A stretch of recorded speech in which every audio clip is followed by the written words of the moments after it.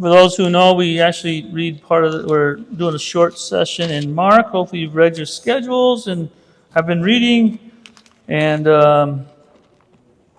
this week's portion was Mark 11:1 through 12:44. Of course, we will have the afternoon class on it, but just a quick thing. We continue on with... Well, it continues on here, and this portion gets into the arrival into Jerusalem ahead of the Passover. So, really good timing on this, that he's doing that. And it says, as 11:1, as they were approaching Jerusalem near Beit Peh and Beit Anya by the Mount of Olives, Yeshua sent two of his Talmudim with these instructions: "Go into the village ahead of you, and as soon as you enter it, you will find a colt tied there that has never been ridden. Untie it and bring it here. If anyone asks you, 'Why are you doing this?' tell them the Lord needs it, and he will send it here right away."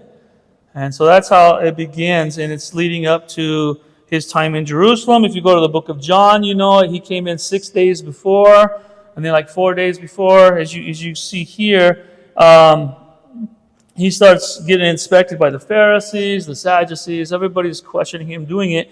And really, if you look at it, it's really cool because it's the same thing that was happening anciently. The bringing the lamb into the home, inspecting it for 4 days, checking it out. Yeshua is in the temple. Everybody's giving him these questions. Everybody's got to see him, and he comes out clean. He comes out pure. And so he's doing the same thing that was done. So it's a really cool thing. I'm going to read verses 15 through 17 here. Again, this is just a short thing because today's mostly is the Torah portion. But on reaching Jerusalem, he entered the temple courts and began driving out those who were carrying out business there, both the merchants and their customers. He also knocked over the desk of the money changers, upset the benches of pigeon dealers, and refused to let anyone carry merchandise through the temple courts. Then as he taught them, he said, "Isn't it written in the Tanakh, 'My house will be called a prayer for all peoples'? But you made it into a den of robbers." And so we have this famous story here of Yeshua going into the temple and clearing the house. But he quotes two things from the Tanakh here. And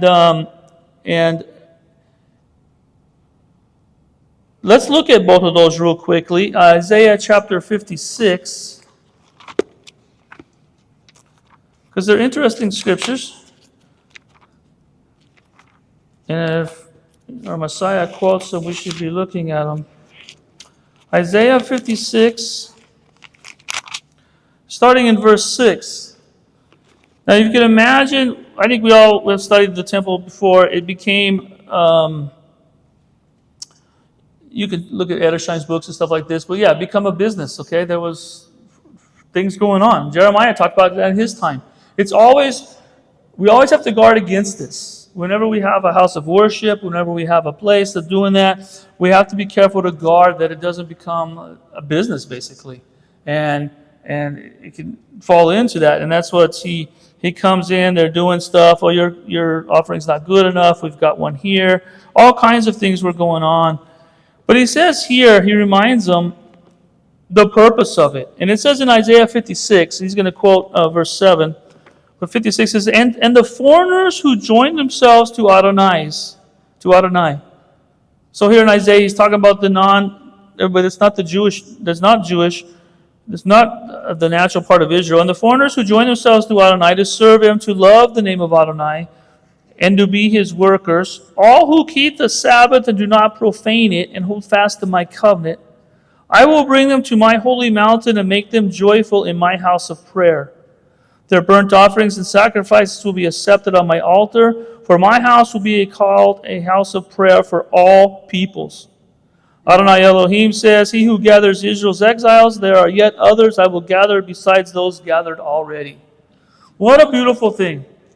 And Yeshua comes to remind them that the people, because at the time, the second temple, especially the Gentiles, were kept in a special court. You couldn't pass this. Remember, that caused later problems for Paul. He brought these people in there. You don't see that in the first temple. You don't see that in the tabernacle. You don't see that the people, the foreigners who came and joined themselves, were part of those things. We see David surrounded by foreigners. part of his covenant. Solomon, they were used to do all that. But religion, and we have to be careful guarding against that. We want to exclude people. And really our job is to bring people to the covenant and include them. Even if they're different. Even if they're strange, okay? Because we're all strange when we look at it, right? Yeah. So, but we want it to be just like that. So it reminds them that my house will be a house of prayer for all peoples. Not to exclude people out, to do all of that, but welcoming people in and welcoming people to partake in it. Because God's plan's always been from the beginning that all people will come to Him. For God so loved the world. And when you include the world, there's a lot of different people inside the world. And I have a beautiful picture in my house that actually quotes the scripture. I got it in Israel, and it's very beautiful. And it shows all these people going to the temple, I can imagine. But they weren't all dressed the same. They had their different cultural dresses and different things. And it's a beautiful picture. People come from all over. You know, and if you've been to Jerusalem, that's one of the things I love about it there is seeing all the different people. You know, you have people speaking in Spanish, and they have their things on. You have the regular people there that live there, and they've got different things on. You have people from Africa, and they've got things on. You have the Asian people. You have the American people. You have all these different people, and they all come in there for one purpose, to come and to pray. And they have their different languages, different cultures, and that's one of the beauty things of it, and that can be taken away. And then he says, but you've made it also into a den of robbers. And this is from Jeremiah 7:11. Let's take a quick look at that. Go back to these scriptures later and read the whole context. Yeshua quotes so much from these prophets.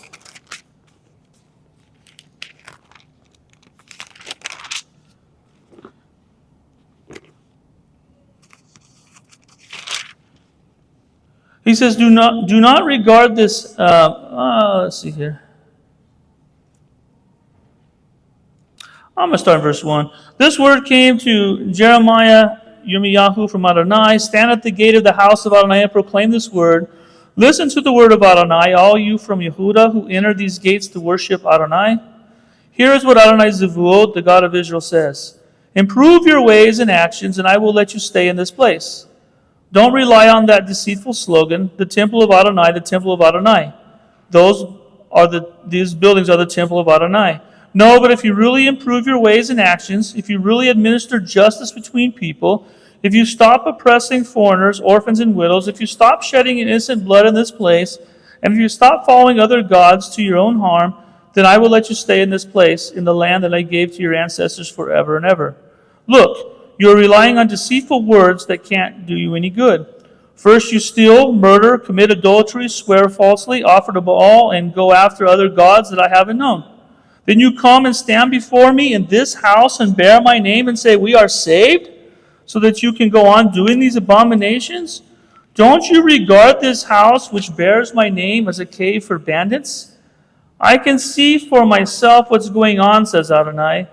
Go to the place in Shiloh that used to be mine, that used to be on my name, and see what I did because of the wickedness of my people Israel. I spoke to you again and again, but you wouldn't listen. I called you, but you wouldn't answer now, says Adonai, because you have done all these things. I will do to the house that bears my name, on which you rely, and to the place I gave your ancestors what I did to Shiloh. And I will drive you out of my presence, just as I drove out of your kinsmen and the descendants of Ephraim. Strong message there, because the people were just doing whatever they wanted to do, it says here. They were committing sin, adultery, they were doing all these bad things, murders, adultery, stealing, but then they were coming, we are saved. We're here at the temple. And they were relying upon where they were and what their status was, who they were, to that we are saved.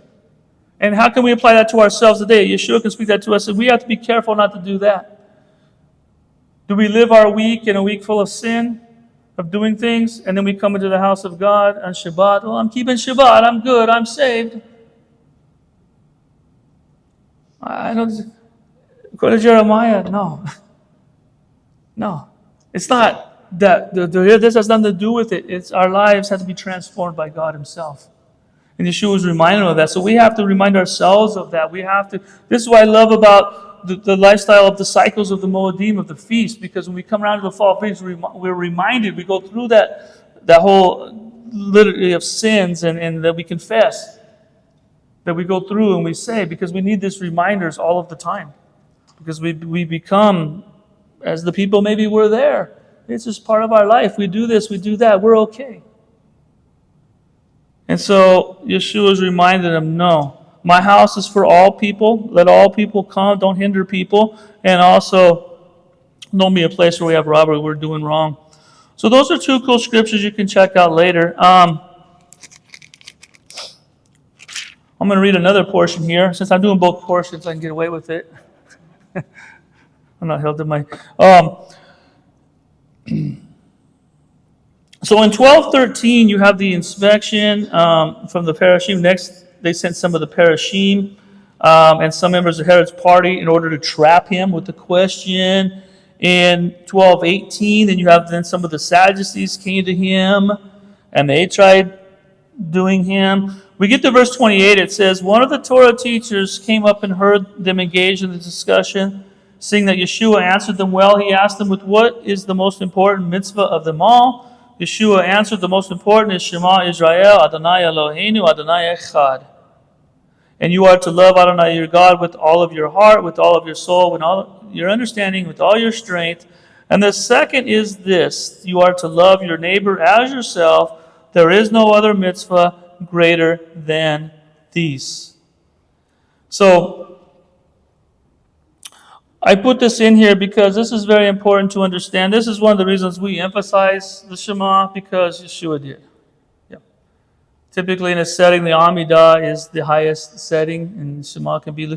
But here, that's one of the reasons that Shema is part of our weekly thing. Hopefully it's part of your daily life. Yeah.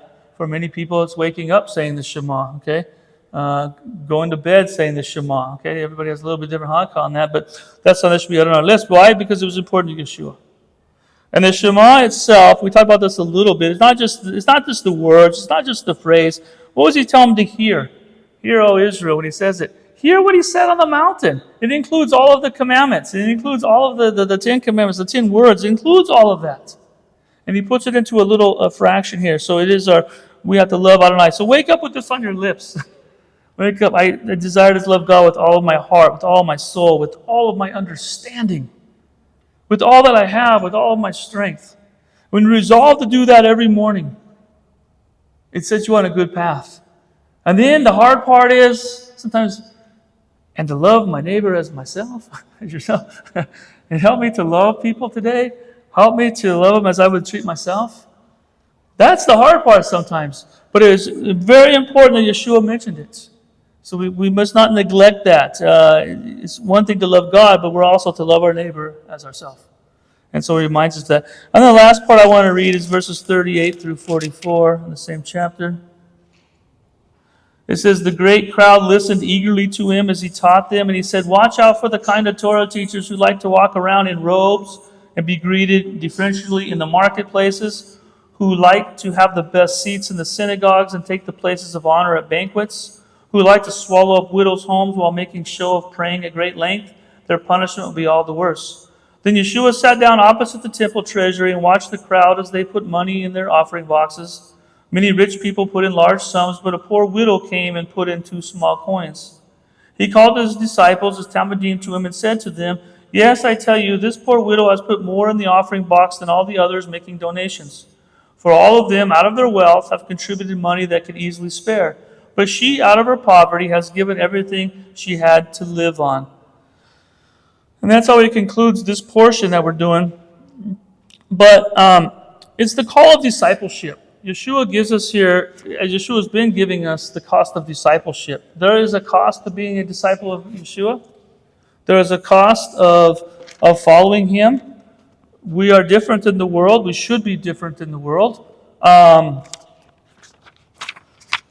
And he challenges us all throughout the thing to be different, to not be as the world, but there's a high cost in discipleship. Well, we basically have to lay down our lives. We get abused. We get people don't like you. There's that. We get cheated sometimes. We do this. We do that. But there's such a high calling and such a great thing. There's a freedom in following Messiah that's unexplainable, and there's a cost.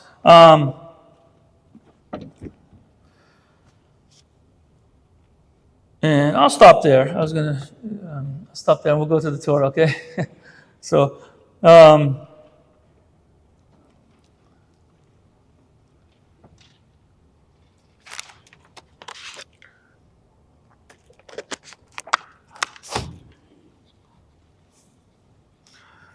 going to go ahead and share this.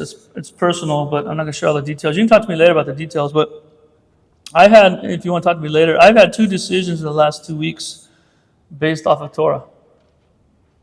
And they're big decisions that I made. And they were actually, God put them in order. I really don't, it's hard for me to talk about this because I don't like really talking about myself, but I think it's important to understand because I feel totally free. Like, I don't know how to explain my heart. I've had to make a big decision on something about honoring the parents, and I had to make a big decision on a home that we have. And this week we spent a lot of money doing something that most people in the secular world said that's crazy. And we did it because of what the Torah says. And I'm not going to spend time on it doing the details, but what I'm trying to say is when you follow God's Torah, even though it goes against the grain of the world, because you tell people in the world, they're like, that's crazy. You're insane. Like, why would you do that? It doesn't make sense. And I was talking to these guys that were working on the home, actually, and they're like, I've never heard of that before. Well, have you read the Torah? And it's able to talk to them. And as I look back, it does, but the peace that comes on the inside, knowing that you're trying your best to do what God has said, and let Him take care of all the other stuff. Because on paper, sometimes it don't make sense. But there's a freedom in doing what God says, what He tells us to do. Either it sounds right in the secular world or not. It doesn't matter. It's doing what God says. And there's such a freedom inside of that.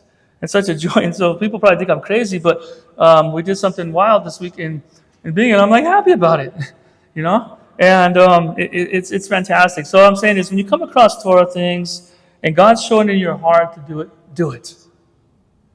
Because there's a freedom doing it. Even if it hits you financially, even if it hits you with in different ways, okay? It causes a little bit of suffering in your life. Do it. Because there's a peace inside. All right, let's go to Tetzevah. This is in the Torah. Today, we are in chapter 27, verse 20. And it goes all the way up to 30 verse through 30:10.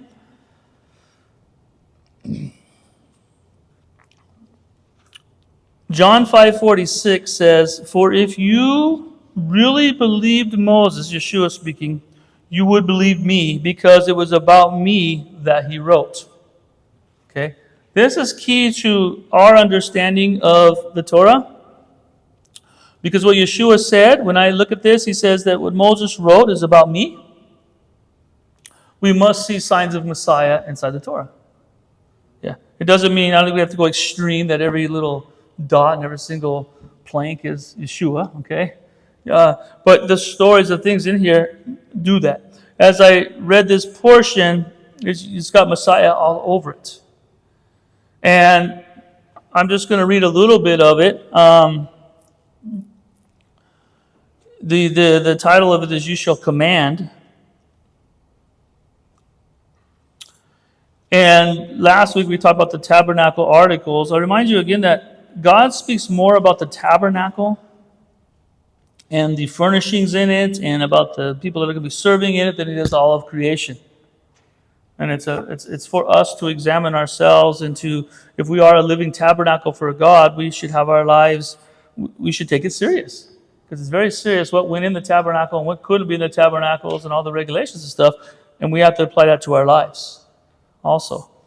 And originally I was going to speak on garments. This talks about the oil first, then it speaks about the garments of the high priest, and I had prepared for all that. But today I'm going to speak about the oil. I couldn't get past the first 2 verses. But I'll give an overview here first. I'll read the first part here. And the Hebrew is very important in this part. We'll be studying some of these words, but it says, V'ata Tetzevah et b'nei Israel, Vayichu elecha shemin zayit zach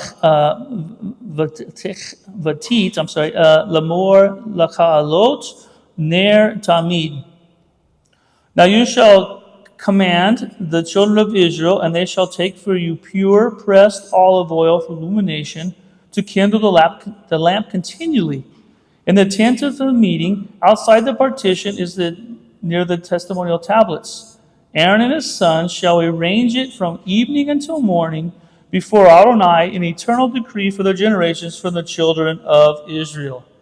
So you have all the articles of what was going into the tabernacle last week, or most of them. And this one begins with this oil.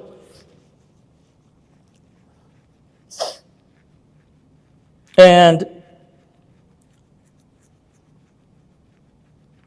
we're going to read a little bit more here. I'm going to read just a little bit of 28. We're going to come back to the oil, but I just want to get a little bit of this text here. 28 verse 1. Bring near to yourself Aaron your brother and his sons with him from among the children of Israel, Aaron, Nadab, and Abihu, Eleazar, and Ishmael, the sons of Aaron, to minister to me. You shall make vestments of sanctity for Aaron your brother, for glory and splendor, and you shall speak to all the wise-hearted people from whom I invested in the spirit of wisdom, and they shall make the vestments of Aaron to sanctify him to minister to me. These are the vestments that they shall make: a breastplate, an ephod, a robe, a tunic of a box-like knit, a turban, and a sash. They shall make garments of sanctity for Aaron your brother and his sons, and to minister to me. And they shall take the gold, the turquoise, purple, the scarlet wool, and the linen.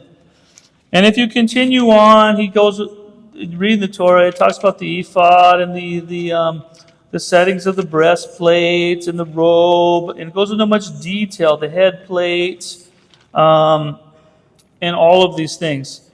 And again, much detail, which originally it goes to much detail. When we put on the garments of God, we put on Him. There should be much detail into our lives of that. But just a few highlights of the high priest.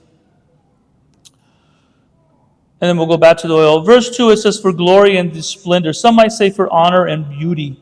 This is where we get the word kavod and tifarat. And so it's for glory and beauty. You know, the high priest, it's talking about the high priest, they had 8 garments. The special nature of the vestments sets the high priest apart. And there's stories in the oral writings, like some Gentiles that would come, sometimes they see the high priest, and they were just like, some of them were sort of funny, like they were in such awe. They came to take over, and they're like, oh, man, you know, because it's just so decked out. And then they would, whoa, we don't want to go against this, you know, and they would listen to him. But it was set apart, okay? The high priest was different. He looked different. He did that. It was for glory and for splendor. There was something different about the high priest. And they had 8 vestments that we learned through this.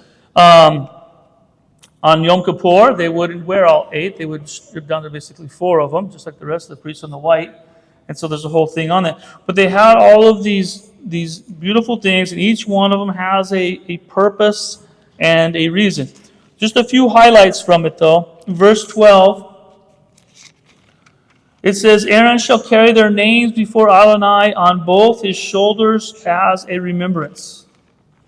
So part of it is that he had all of their names of the children of Israel on his shoulders, okay, as he remembered. Now I want you to think, as we talk about some of the things, we don't have time to go to the book of Hebrews. I really saw that because I want to focus on the oil. But the book of Hebrews speaks about this intensely, okay? Understanding this helps you really understand the book of Hebrews, that Yeshua fills this role completely with the high priest. Okay, this sets it up that we need a mediator. There had to be someone after the golden calf, especially. There had to be an in between that there was sin. We had to have a mediator, and it sets us up. And Yeshua is that. He fulfills the role as king and as priest. And we see scriptures that we could look for that talk about he has our names on his shoulders as a remembrance. Yeshua is interceding as the high priest in the heavenlies for us at all times. And so we can trust in that. The next verse is verse 29.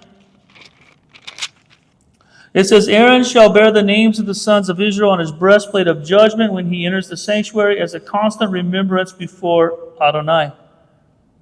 So it's again, he's got them on the breastplate, and you could study that. He's got them all in that. The book of Hebrews speaks of Yeshua so much in all of these contexts. Then the one thing about it too, when you study the high priest, is it was only good for those in the covenant. That's something that's very interesting. So you were part of it. What he did, if you weren't part of that covenant, you weren't part of it. It's no different than Yeshua says, I am the way, the truth, and the life. No man comes to the Father through me. You can be very narrow-minded, but so is Yeshua. There's only one answer. There's only one way on that. So those are some of the things. So study Hebrews later. There's so many scriptures, the high priest. We want to go to chapter 29 real quick. And I know you've all read this week, so that's why I'm not reading every single verse. In 29, we get to where Yeshua, why did Yeshua have to be immersed? And I think in verse 4 answers it. It says, Aaron and his sons you shall bring to the entrance of the tent of meeting, and you shall immerse them in the water. Moses had to do this. When John says, I can't, why would I baptize you? I need to be one. And Yeshua said, we must do this for righteousness' sake.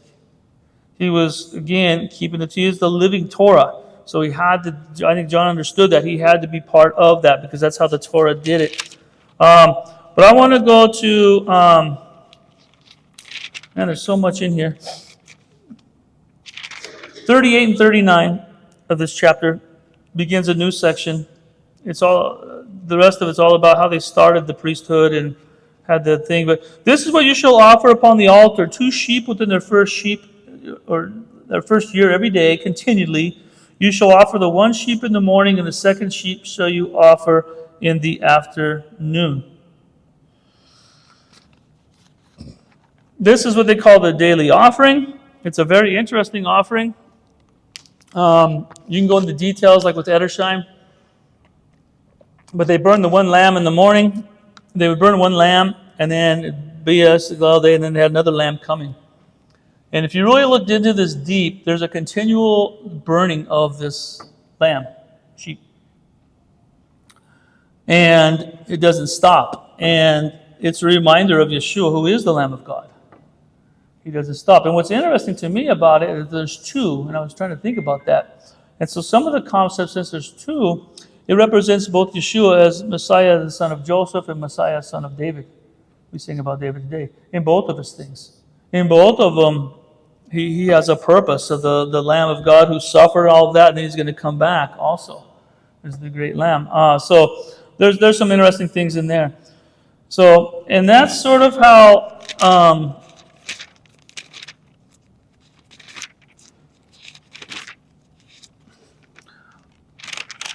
and then at the end, in chapter 30, he speaks about this altar, the incense altar. So he brings the incense altar at the end. We talked about that, as you're saying, about the rising up to today, one of the songs about that. But let's go back to the beginning. This is what I want to focus on for the next 20 minutes, is the oil.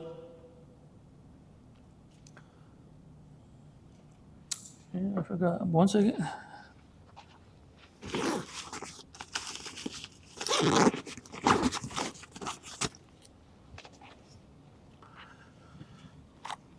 As I said before, everything reminds us of Yeshua. And as I looked at this, it's very important. Now you shall command the children of Israel, they shall take for you pure pressed olive oil for illumination to kindle the lamp continually. There's a couple words here. I'm going to read from a little book, quotations, but this is important to me because these aren't concepts we just make up. This is a concept this is the book I love called The Concealed Light, Names of Messiah in Jewish Sources. And it's mostly about how through the oral sources, not through the Brit Hadashah, but through the oral sources, that name of that Messiah is associated with these things, okay? Because that's pushed away in a lot of general or secular or modern Judaism a lot of times. Messiah is not that important no more.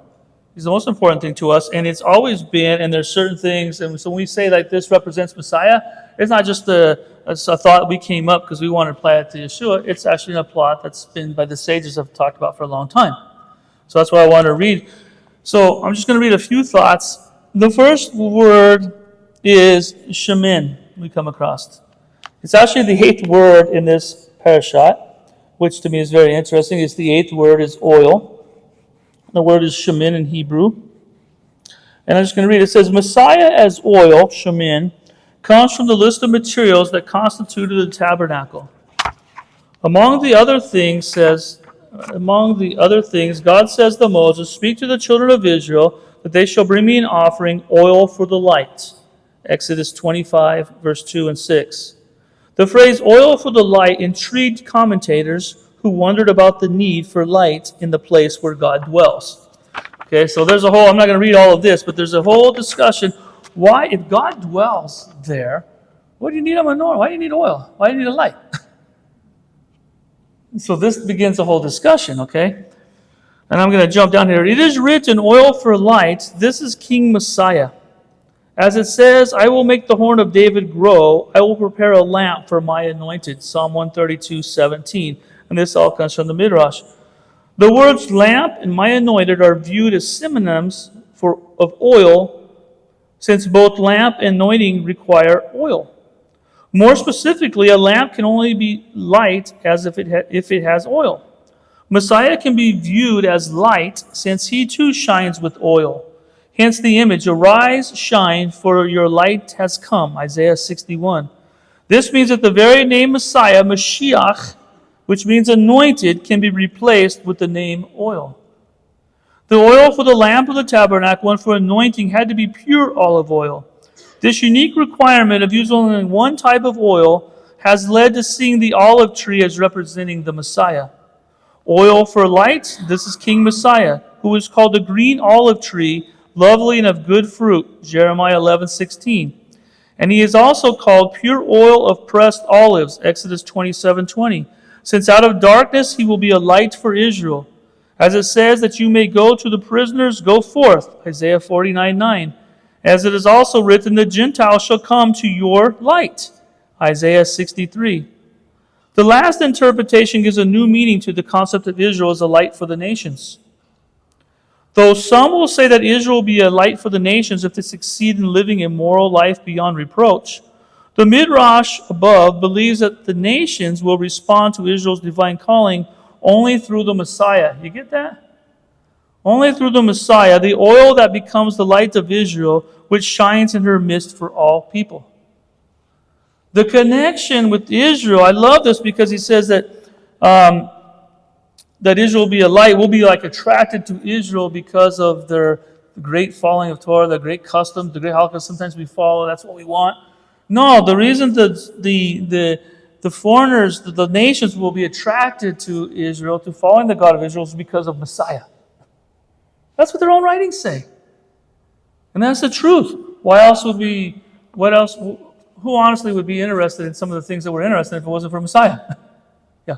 That's why it makes no sense to give up Yeshua, to walk away. He leads us. We discover Israel. We discover the Moedim. We discover the Sabbath. We discover all these things that Israel has kept. And then we decide, I don't want Yeshua no more. That's insane.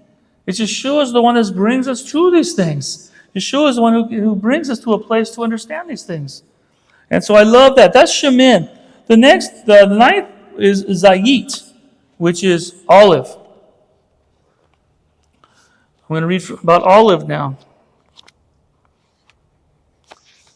Zayit, olive. Jeremiah 11:16 states, the Lord called your name Shemek, green olive tree, lovely and of good fruit. The name olive, zayit, is derived from this passage as a name for the Messiah.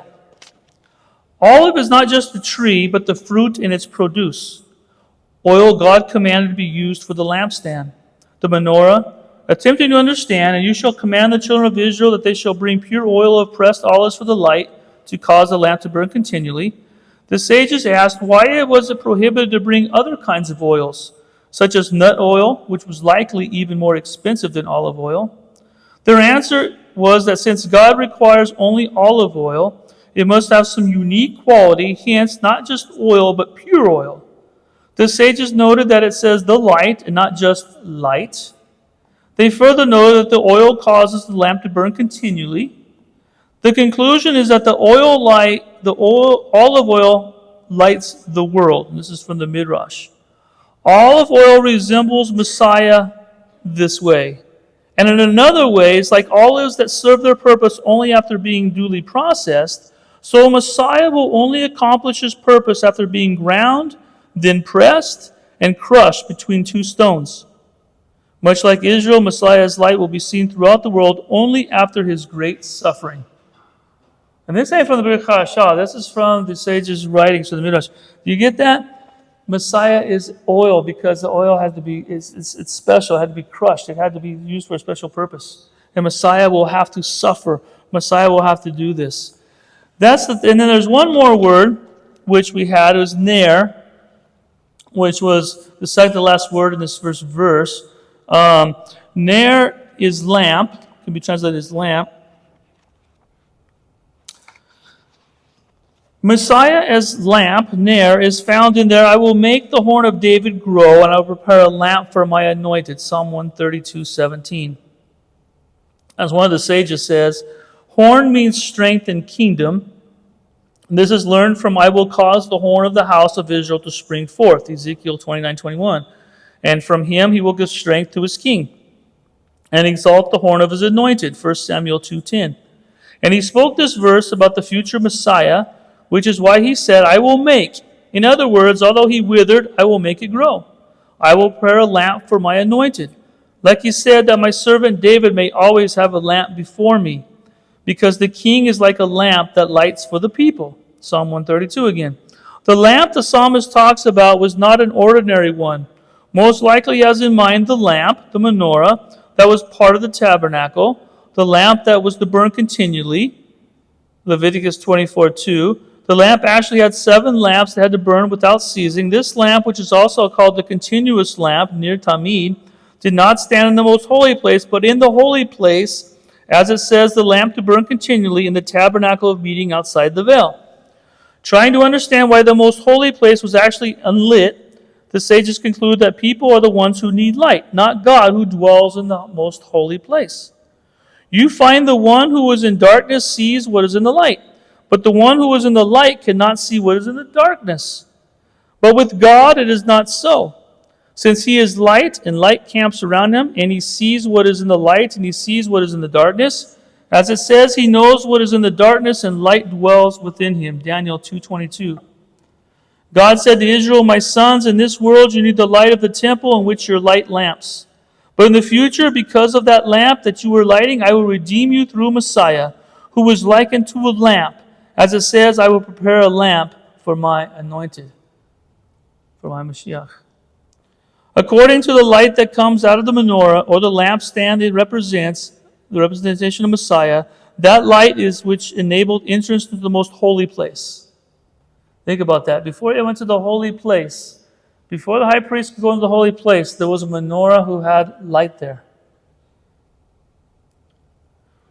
Without him, the high priest could not approach the most holy place on the Day of Atonement to atone for the people. The lamp is that which leads to God, the light that enables direct access to him. Now think about that for a second. The high priest is going, it's going to be dark, the menorah is lighting up, there's this light which represents Mashiach, so he can go into the Holy of Holies. What they're trying to say there is that it's the same way. We can't see, the Mashiach who represents light is the one that allows us to go into basically the Holy of Holies or into fellowship with our Father. These things to me are amazing. It's like, it's right there in the writings. And it's right there. Religion has blinded though, okay? It goes both ways. It blinded it, but those are fascinating things about the Messiah. It just confirms our relationship with the Messiah is so strong and everything is about him and it makes so much sense what he's doing. So right there in that first sentence, we have 3 names that speak of Messiah being the light, being the oil, being pressed. The other thing about this scripture is we read the next one. It says evening until morning. That should trigger your mind on something. Where else do we see this phrase evening until morning? We go back to the book, to Genesis, in the very beginning. And I'm not prepared to teach on this, but the tabernacle, the things is a reflection of creation. You have water there. You have the splitting of the waters. You have the, you got all kinds. Everything it's a reflection. We've talked about some of this of creation. You could do studies on that, but it goes back to creation again. God restoring mankind. He provided a way to restore man to what he was supposed to be. So this oil, I'm going to read here, pure pressed. Only oil for lighting had to be pressed rather than crushed, because this oil had to be continually pure, without olive, particular, or sediment. Even though such impurities could be filtered out later, the sense of the verse that the oil had to be absolutely pure from the start. Therefore, the oil was made by pressing each olive gently until one drop of pure oil emerged. Afterwards, the olives could be crushed and the remaining oil used for a meal offering. This was not a fun thing to do. So think about the time that it took just to take one, an olive and do this. There was quite a sight to do this. But it reflects on our Messiah. The word for press there is katif. And if you look it up like in Strong's or Bible Hub or anything, it really means to be beaten or to be crushed. And so we have this, it's to be beaten or to crush. And so we look at verses like Isaiah 53, verse 5. We look at it, it says, what about it says about our Messiah? He was crushed for our sins. It's the same way. He had to, just as this pure olive took time and effort and it had to be in this thing, the Messiah had to do the same. And it also leads to us. It's interesting, I heard someone, there was a question thrown to this rabbi that someone threw a big log on a fire and it wouldn't start on fire, so what do you do with it? And the answer was, well, you got to take it out and you got to split it up, into things, and then it'll be useful. It'll start to burn. And his answer was interesting because it's the same way with our lives. And sometimes he has to do the same thing. He has to take that hatchet out and chop it up and chop us into little pieces, in a sense, right? Chop up our things so he can start to work inside of us. And it's a very interesting thing. And then out of that, those small things, we start to work on, they start to light a fire, and the fire gets bigger and bigger, and we're able to do what we're called to do. So it's a very interesting way of looking at it on that. The other thing, let's go to Isaiah 53 real quick.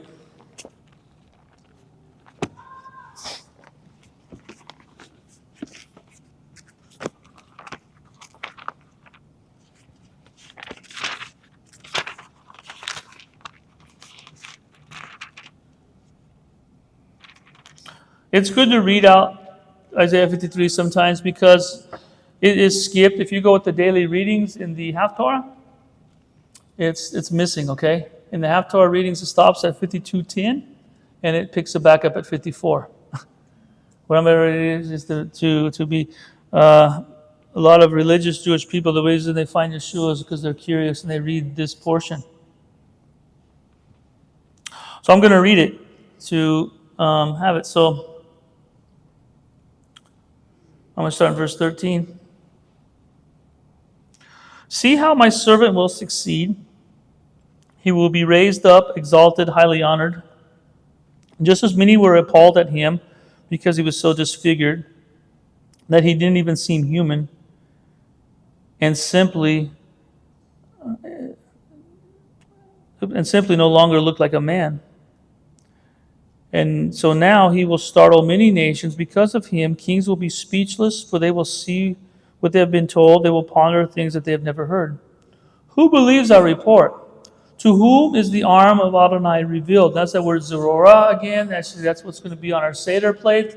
Zorah, it's the bone, okay? It's the arm. It's the same word that's used that's on there. It's the outstretched arm that saved Israel. Is the Messiah, the arm of Adonai revealed, the right arm. For before him he grew up like a young plant, like a root out of the dry ground. He was not well formed or especially handsome. We saw him, but his appearance did not attract us. People despised and avoided him, a man of pain, well acquainted with illness, like someone from whom people turn their faces. He was despised. We did not value him. In fact, it was our diseases he bore, our pains from which he suffered, yet we regarded him as punished, stricken, and afflicted by God. But he was wounded because of our crimes, crushed because of our sins. The disciplining that makes us whole fell on him, and by his bruises we are healed. We all like sheep went astray. We turned each one to his own way. Yet Adonai laid on him the guilt of all of us. Though mistreated, he was submissive. He did not open his mouth. Like a lamb led to be slaughtered, like a sheep silent before its shears, he did not open his mouth. After forcible arrest and sentencing, he was taken away, and none of his generation protested his being cut off from the land of the living. For the crimes of my people, who deserve the punishment themselves, he was given a grave among the wicked. In his death, he was with the rich man. Although he had done no violence and he had said nothing deceptive, yet it pleased Adonai to crush him with illness, and to see if he would present himself as a guilt offering. If he does, he will see his offspring, and he will prolong his days, and at his hand Adonai's desire will be accomplished. After this ordeal, he will see satisfaction by knowing pain and sacrifice. My righteous servant will make many righteous. It is for their sins that he suffers. Therefore I will sign with him the great. He will divide the spoil with the mighty, for having been exposed himself to death and being counted among the sinners, while actually bearing the sin of many, and interceding for the offenders. So we see that last verse, interceding for the offenders, that this is the role of the high priest, to intercede, to be praying, to doing all those things. Yeshua fulfilled that. But we also see in him going through the same process of the oil, if we could look at it, of being crushed, of being that. And what's interesting is his death was a Gethsemane. Got Shemini, which means oil press. We've already talked, he had to die in a garden. Why do you have to die in a garden? Because that's where it all began, was in a garden. He was repairing that. Why do you have to die on a tree? Because that's where it began, on a tree. Yeah. But it's interesting because he's here at the oil press. He's with this. He's going. So it's sending us back to this. He's got to, and we know that in his last time, it talks about that he actually was praying and blood was actually dripping from him. He was pressed. It's just like these olives that one at a time had to be done, one and then pressed and done all that. Here Yeshua is the same thing. He's going, and it wasn't just like he just went to the death. It says he prayed so intensely that, you imagine the blood dripped. He was pure, just like these things had to be pure. And what was it? Going back to the point, why did all this have to happen? So that he could be a light continually. That was the point, because this thing made so the light could lamp continually. It would never end. It was to continually be burning. Yeshua continues to light. And it teaches us that we need to be lids continually too. We need to be in Messiah, continually on light. And that's why it's daily. We have the daily offerings that we wake up. We talk about the Shema. We wake up with our minds set upon the Lord. I'm going to serve you today. Shema Israel. Examine my life. Look at it at night. We must be continually doing it. And continually having that light to shine upon us. So, anyway, I'm going to close with that. That's all I got today, okay? I'm going to rambling on. The thing is...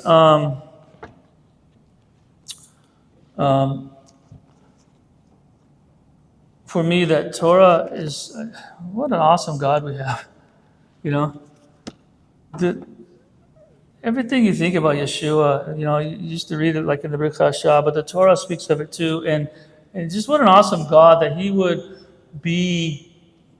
through such detail of lighting. Like, to me, it just seems like simple, like, okay, light the menorah and just put some oil in there. But he went through such detail how it has to be done. And God went through so much detail. Why couldn't he just die? He had to die in this detail. He had to be crushed. He had to be wounded. He had to do all of that.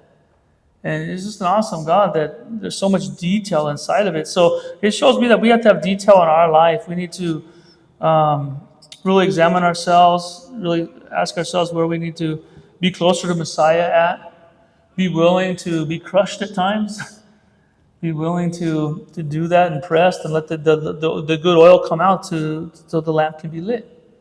And I love the other part too, that there didn't need to be a lamp there, but he allowed a lamp to be so that man could see that. And sometimes we talk about Yeshua, like the high priest would go through there. Sometimes we're that light. People can't see God sometimes. They don't understand God. They don't understand Him. They don't understand His ways. And they're trying to get to God who is in the Holy of Holies. They're trying to get to Him. And we can be that lamp sometimes that gives them a little bit of a light so they can find their way to God. See, we're not the light. Menorah wasn't the light. God is the light. And sometimes we have to be that little lamp. We have to be the light that allows people to learn a little bit or hear a little bit or prick a little bit so that they can start to see God. So they can see their way to get to that mercy seat. Does that make sense? And so in order to do that, though, we have to be lit continually. We can't be a witness. And that doesn't mean we don't have bad days, but we can't be a witness if one day we're lit, one way we don't, because that person might be trying to find the Holy of Holies, and if it's dark in there, they're not going to find it.